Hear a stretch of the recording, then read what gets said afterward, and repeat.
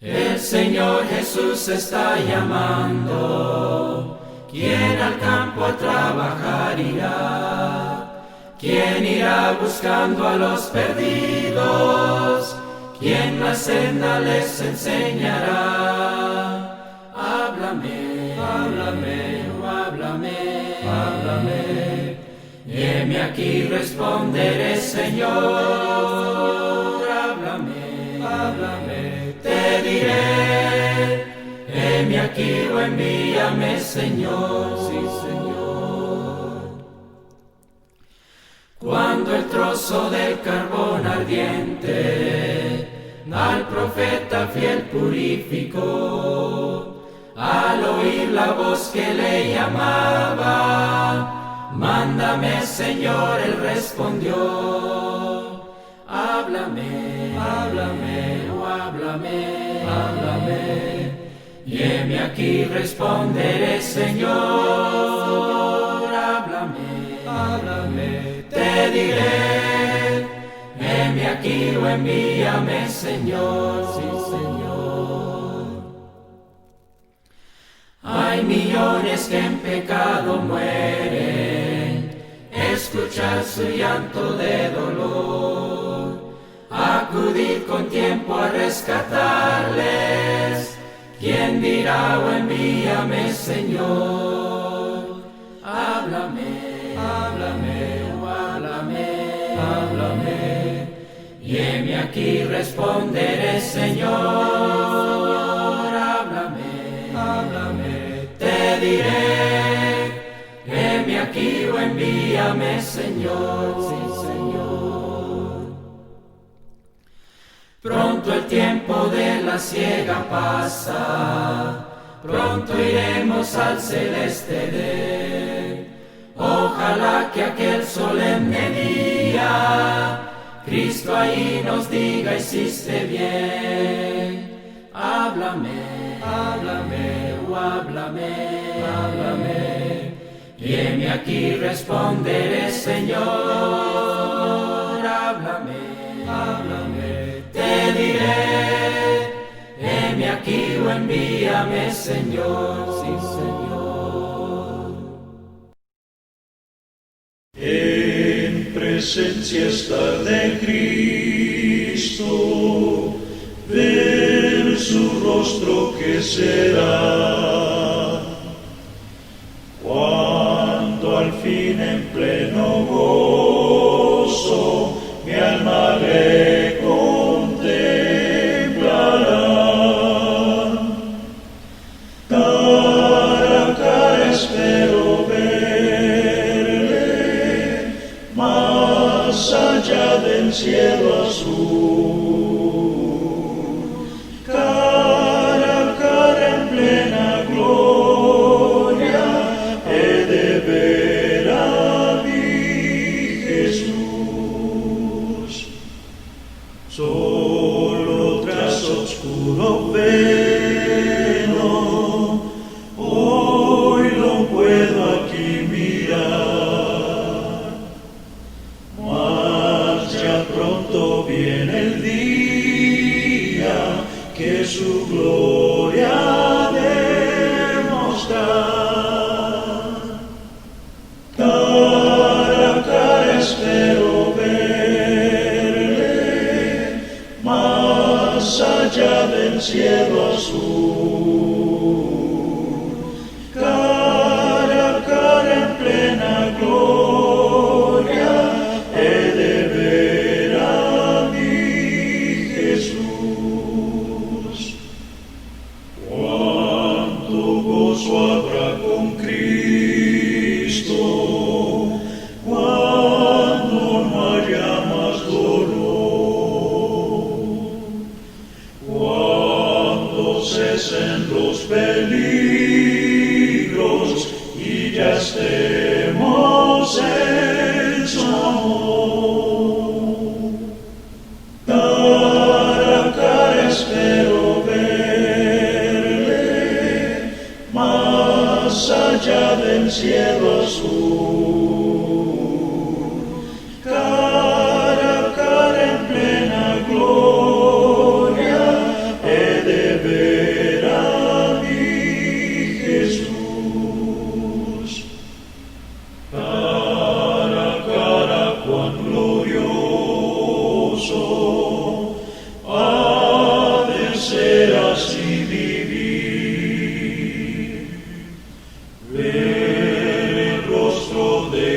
quiso nuestras almas redimir.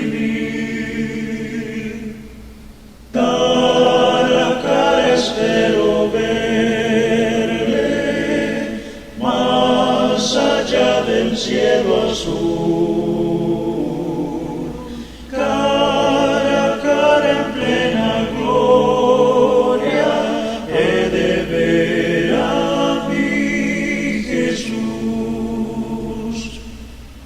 Cara a cara espero verle, más allá del cielo azul. Cara a cara en plena gloria, he de ver a mi Jesús. La tragedia más grande de la vida es nuestro tema. Y tenemos esta cita de nuestro Señor Jesucristo que nos lleva a meditar. Porque ¿qué aprovechará el hombre si ganare todo el mundo y perdiere su alma? ¿O qué recompensa dará el hombre por su alma? En el diccionario define el término tragedia como una catástrofe que envuelve la muerte, la calamidad o el sufrimiento. Son pocos los que han sufrido una verdadera tragedia como generalmente se reconoce. Son pocas personas las que se han levantado de una tragedia. Los medios de comunicación dan gran publicidad a los eventos trágicos. E invariablemente un lazo de simpatía se forma entre nosotros y las víctimas de tales acontecimientos. Sin duda que para el mundo entero es una tragedia la presencia del COVID-19, que nos ha quitado los abrazos y besos de nuestros seres más queridos, y en algunos casos la muerte nos ha sacado un pedazo del corazón. Realmente estamos viviendo una verdadera tragedia, donde cada día muchas personas nos son quitadas y tenemos que sufrir su ausencia. Pero la mayor tragedia de la vida es la pérdida del alma. Esa es una gran tragedia. Fíjese que es la tragedia más grande de todas y recibe muy poca importancia. Son muy pocos los que piensan en esa verdadera tragedia. Y esa tragedia es, y nos referimos a la tragedia de perder el alma.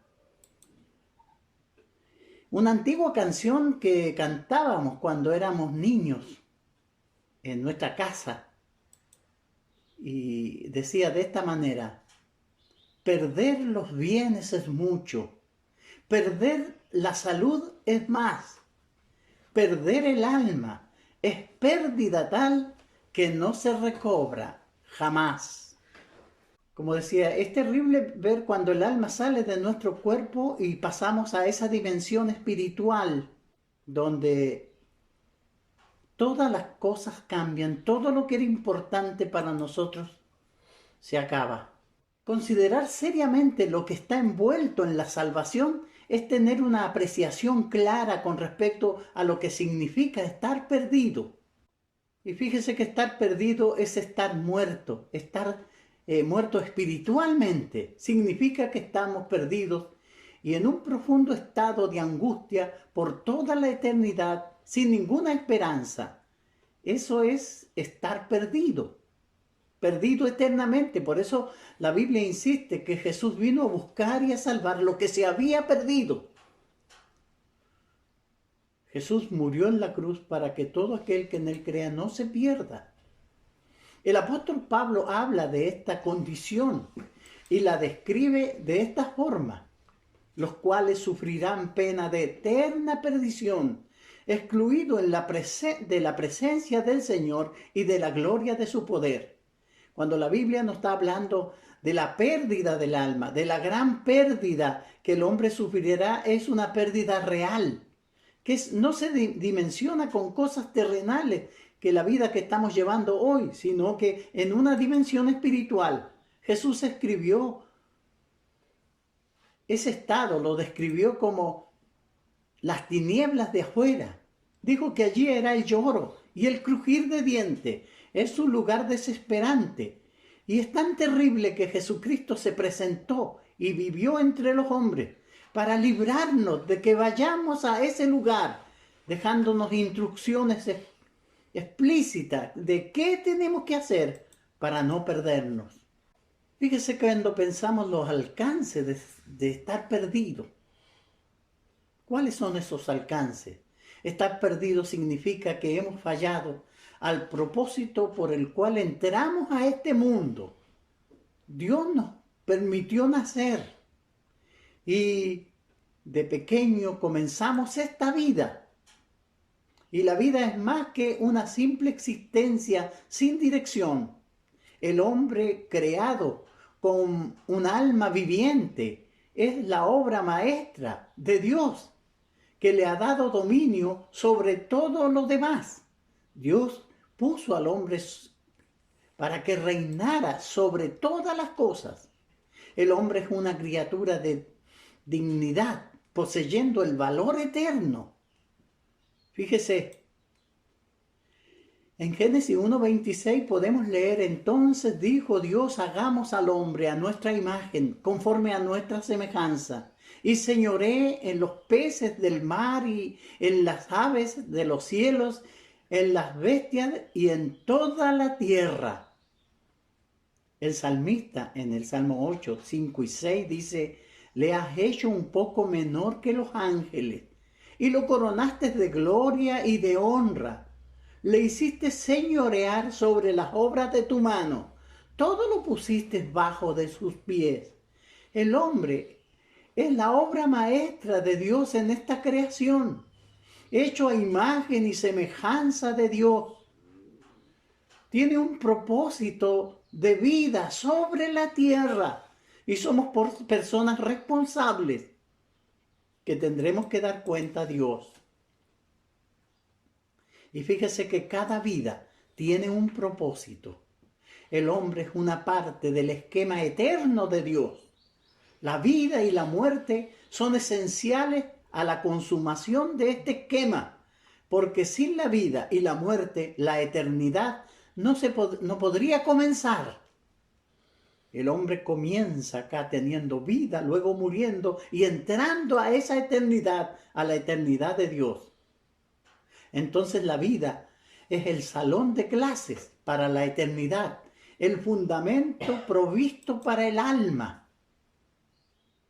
Es mientras que vivan, los hombres deben buscar a Dios. Y como Pablo dijo a los ricos de este mundo, dice, que atesoren para sí buen fundamento para lo porvenir y que echen mano a la vida eterna. Es cuando vivimos sobre esta tierra, cuando caminamos por las calles de nuestra ciudad, cuando nuestra existencia está presente, cuando tenemos que decidir dónde pasaremos la eternidad. Mucha gente no le gusta oír esto y no quieren oírlo porque no creen en las advertencias de Dios.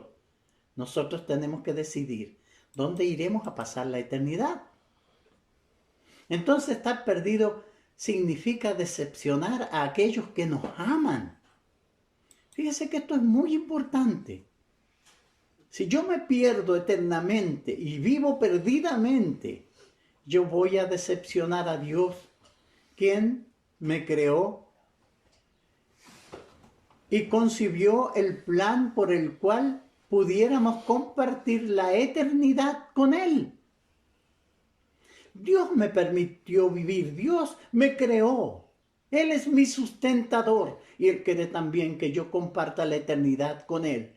Pero mientras tengo que vivir en esta vida y en el transcurso de esta vida tengo que buscarle y hacer su voluntad. Él quiere que yo comparta la eternidad con Él.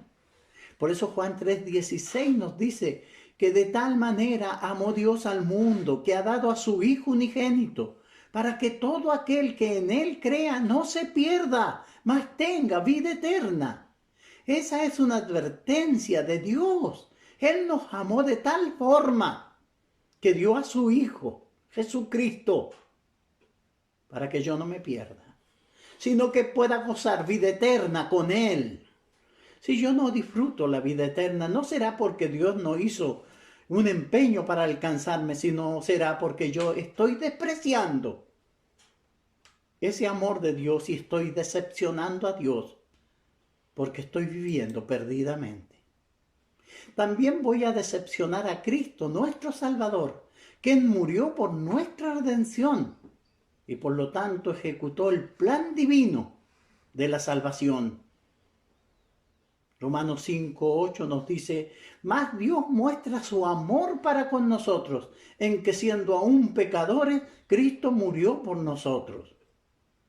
A pesar de que nosotros vivimos en esta tierra y podamos estar ignorando a Dios, Él ha ideado un plan para alcanzarlo. Y ese plan lo ejecutó Jesucristo en la cruz. Y así se muestra el amor de Dios por nosotros. Aunque estamos pecando contra Él y despreciándonos, Cristo murió por nosotros. También aquellos que han hecho una inversión en mí y en mi bienestar, también los vamos a decepcionar. A ese padre, a esa madre que te piden que entregues tu vida a Dios. Ese predicador que en cada lección te invita a venir a Cristo y salvar tu alma. Si te pierdes eternamente, despertarás en un lugar terrible. Te atormentará el recuerdo de saber que Dios te amó, que Jesucristo murió por ti, que los ruegos de tus padres y predicadores para liberarte de la terrible tragedia de la perdición eterna. Ese será un recuerdo que atormentará por siempre el alma de los perdidos. Por eso, esa sería una gran tragedia, perderse. Una de las lecciones aparentes de la historia del rico y Lázaro en Lucas 16 es aquella que nuestros seres queridos que están perdidos. Ningún ser humano querrá la compañía de ellos en el lugar de tormento, cuando el rico despertó en el tormento, en ese lugar de sufrimiento eterno. El hombre rico hizo una segunda petición angustiosa, pero que también se le fue negada. Te ruego, pues, Padre, que le envíes a la casa de mi padre, porque tengo 5 hermanos, para que les testifiquen, a fin de que no vengan ellos también a este lugar de tormento. Si tenemos personas, familiares que se han perdido, ellos quisieran comunicarse con nosotros para decirnos que no nos perdamos, que nos salvemos de esta tragedia del alma. Por eso el rico pedía que fueran a la casa de su padre y hablaran a sus 5 hermanos para que ellos no llegaran a ese tormento, porque él no quería la compañía de su familia en ese lugar de tormento. Estar perdido significa estar arruinado eternamente. La más grande decepción en la vida es saber que un ser humano amado ha enfrentado la muerte sin estar preparado para la eternidad.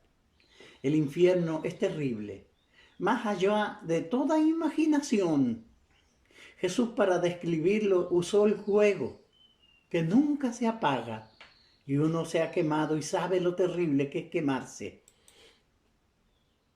Es demasiado horrendo para el hombre, porque este lugar fue originalmente preparado para el diablo y sus ángeles. El hombre no tiene que ir ahí.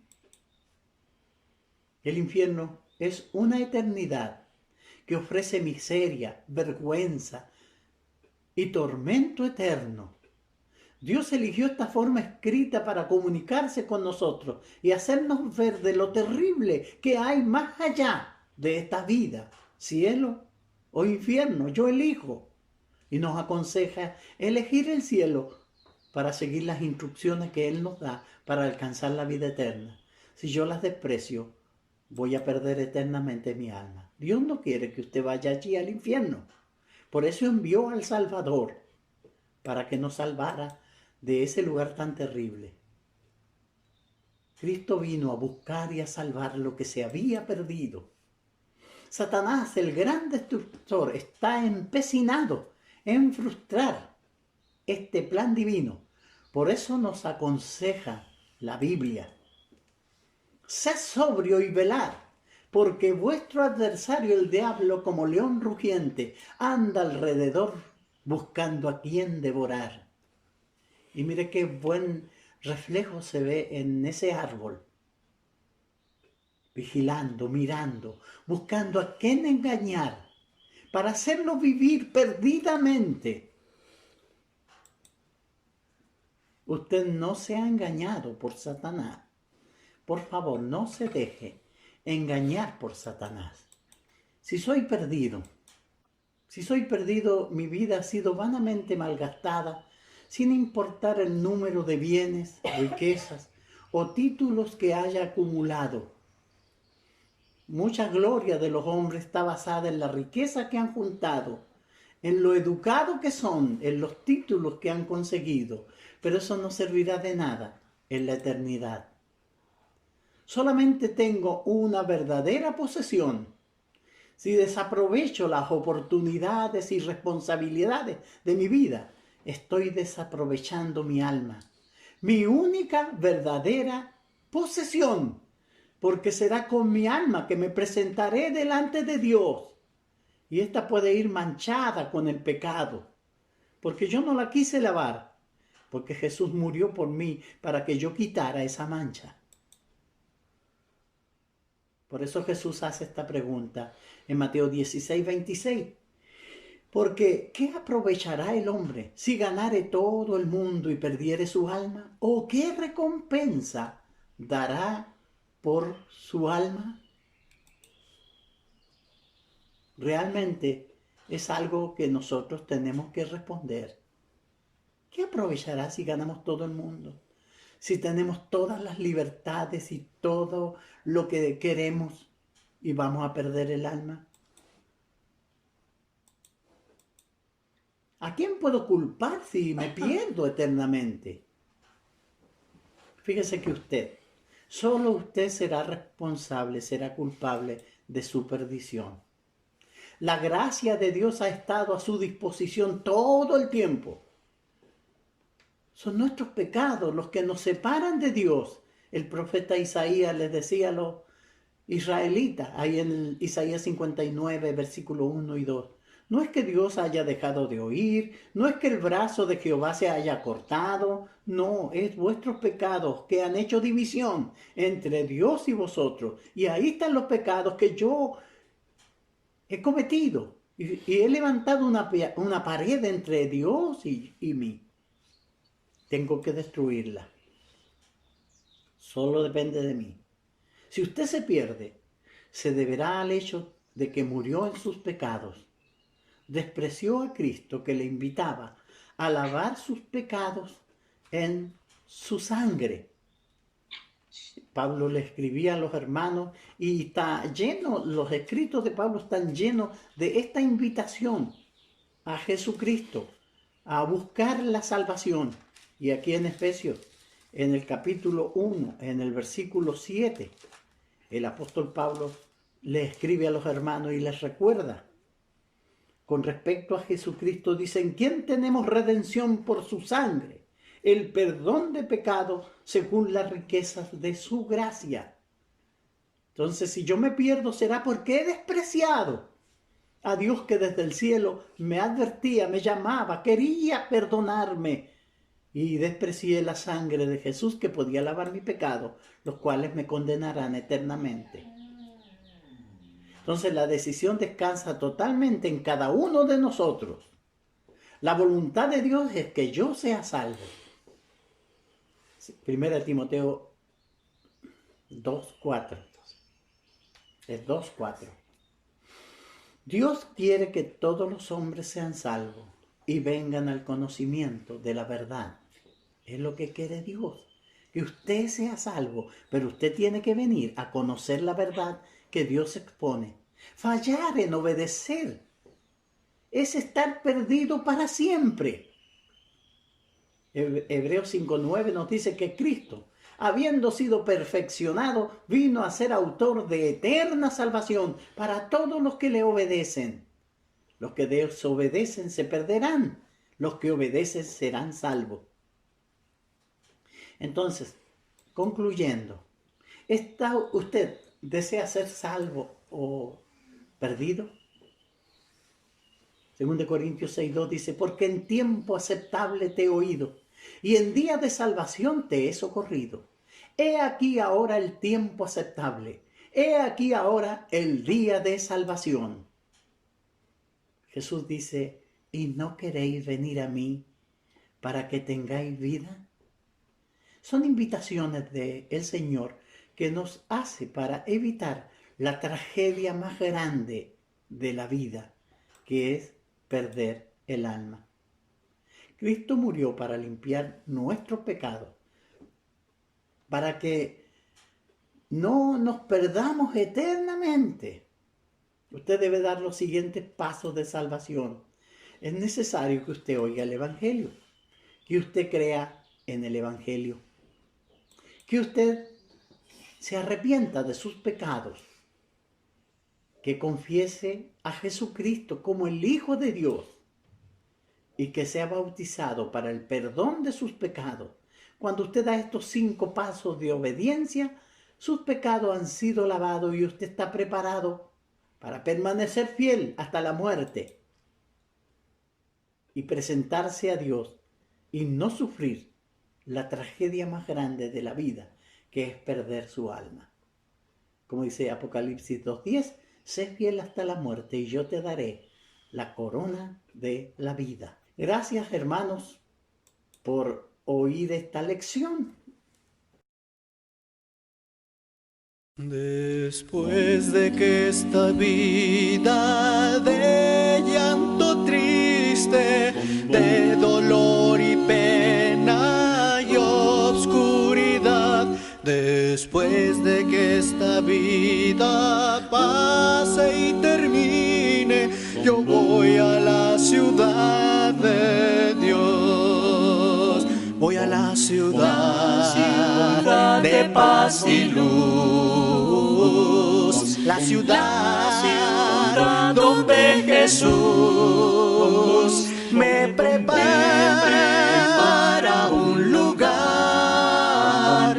Yo voy a la ciudad de Dios. Después de que este mundo de arduo trabajo, de tinieblas y deshonestidad, después de que este mundo pase y se acabe, yo voy a la ciudad de Dios. Voy a la ciudad de paz y luz, la ciudad donde Jesús me prepara un lugar. Yo voy a la ciudad de Dios. Después de que este cuerpo lleno de males, de lágrimas y de enfermedad, después de que este cuerpo vaya a la tumba, yo voy a la ciudad de Dios. Voy a la ciudad de paz y luz, la ciudad donde Jesús me prepara un lugar. Yo voy a la ciudad de Dios. Voy a la ciudad de mi Dios, la ciudad donde Jesús me prepara un lugar. Yo voy a la ciudad